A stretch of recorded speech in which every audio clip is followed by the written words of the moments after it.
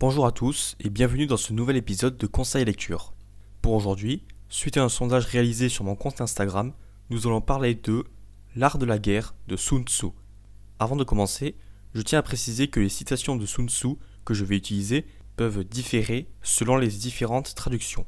Il est donc possible, si vous cherchez des citations de Sun Tzu sur internet, qu'elles ne soient pas formulées de la même manière que dans le livre que j'utilise. Sur ce, commençons.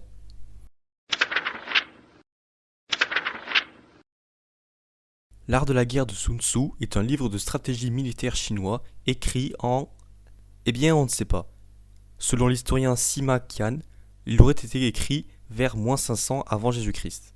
Mais en analysant le texte, on peut estimer son écriture entre -400 et -320. Le texte est parvenu en Occident en 1772 grâce à Joseph-Marie Amiot, qui le traduit en français, puis fut traduit en anglais en 1910. Pour ce qui est de l'auteur, Sun Tzu, on en sait encore moins. En fait, on ne sait même pas si Sun Tzu a réellement existé. On sait juste que c'était un général dans la Chine antique. Plusieurs hypothèses ont vu le jour pour savoir quand il a vécu. Certains disent qu'il a vécu au 6e siècle avant Jésus-Christ, mais cette hypothèse est réfutée dès le 11e siècle. Pour d'autres, il s'agit d'un homme qui a pris le nom de Sun Tzu. Pour finir, on ne sait même pas si Sun Tzu a vraiment écrit l'art de la guerre, car dans la Chine ancienne, les écrits n'étaient pas rédigés par une seule personne, mais par un maître, avec des assistants. Il est donc possible que beaucoup de passages ont été rajoutés postérieurement à l'écriture du livre via ses traductions. Voilà, désolé pour le peu d'informations sur l'auteur. Pour ce qui est de la postérité, la pensée de Sun Tzu fut enseignée dans les écoles militaires d'Occident depuis la fin du XVIIIe siècle. Mais la personnalité qui fut le plus influencée par ses écrits est Mao Zedong, qui s'en est grandement inspiré pour mener sa révolution qui aboutit à une victoire du Parti communiste chinois en suivant les enseignements de Sun Tzu. Vous allez comprendre pourquoi. À présent, parlons du contenu du livre.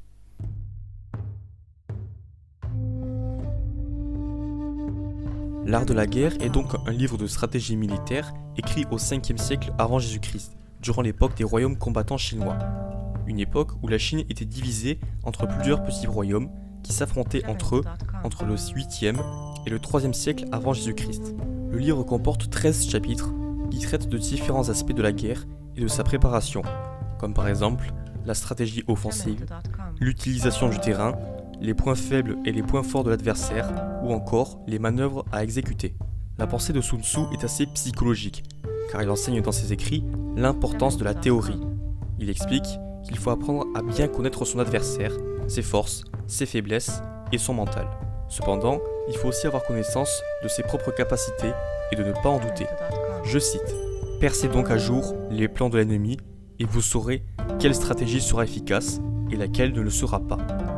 Connaissez l'ennemi et connaissez-vous vous-même. En sans bataille, vous ne courrez jamais aucun danger. » En fait, Sun Tzu est un stratège qui privilégie la ruse à la force.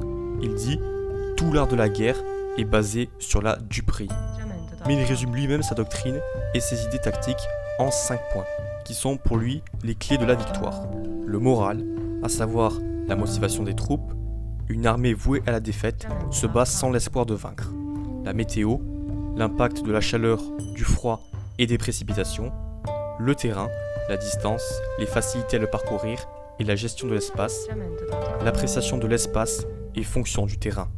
Le commandement, la qualité et les compétences du chef de guerre. D'une façon générale, commander de nombreuses personnes, c'est la même chose que d'en commander quelques-unes. C'est une question d'organisation. Et pour finir, la doctrine, l'idée et la discipline des troupes. Par doctrine, j'entends l'organisation, l'autorité. Ainsi, pour Sun Tzu, le nombre de soldats dans une armée n'a pas d'impact sur la victoire. L'important, c'est le rapport de force et la capacité à vaincre rapidement. Car il ne s'est jamais vu qu'une guerre prolongée ne profita à aucun pays. Pour finir cette vidéo, j'aimerais qu'on regarde ensemble des personnalités qui se sont inspirées de l'art de la guerre. Tout d'abord, il y a le Japon, avec l'empereur Keitai au 6e siècle, qui soutient l'idée qu'en temps de guerre, le général tient entre ses mains la vie de l'État et de la population. Et beaucoup d'autres stratèges japonais au fil de l'histoire se sont eux aussi initiés à l'art de la guerre. Oda Nobunaga, Toyotomi Hideyoshi, ou Tokugawa Ieyasu. En Occident, Napoléon III a été éduqué aux arts militaires avec l'art de la guerre de Sun Tzu. Mais la personnalité qui fut le plus inspirée par Sun Tzu est Mao Zedong, le leader de la révolution communiste chinoise. Celui-ci a bien retenu la leçon sur le moral et la discipline. En effet, la guerre civile chinoise commence en 1927 et se termine en 1949, soit 22 ans après. Mais Mao Zedong était déterminé, malgré les défaites, le manque de moyens, et surtout, il apprenait de ses erreurs.